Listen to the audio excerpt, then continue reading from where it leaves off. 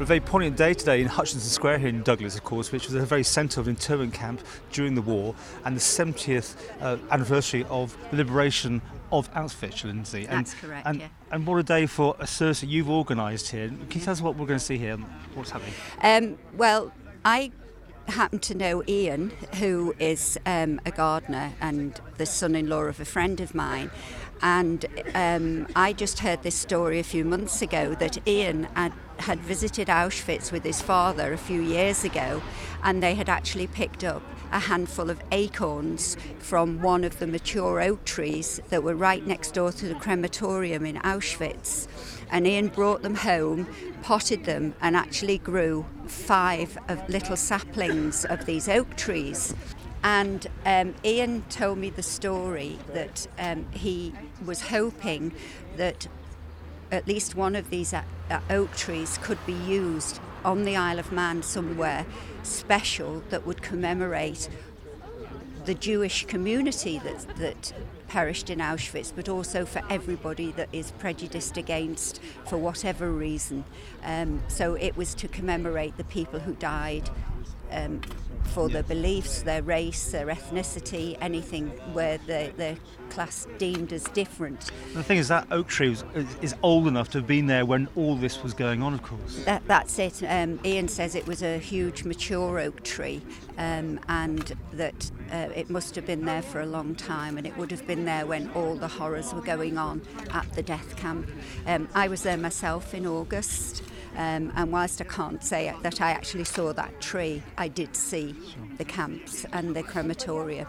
So it's a circle of life, isn't it, really? It is. The way it is. You've Yeah. got this now planted here, from little acorns go big oak trees. Big oak grow. trees. Yeah. And this service today was actually well attended by quite a lot of people. Yeah. A lot of meaning to it. We didn't want a whole big ceremony with lots of pomp and circumstance. That's not what it's about. It was about remembering what happened and hoping above hope that it's never going to happen again. But sadly, when you look at things, the atrocities that are still happening around the world, but the scale on which this was done was just horrific. But it's just the fact that we now have something special here in this wonderful garden that the Douglas Borough Council are creating.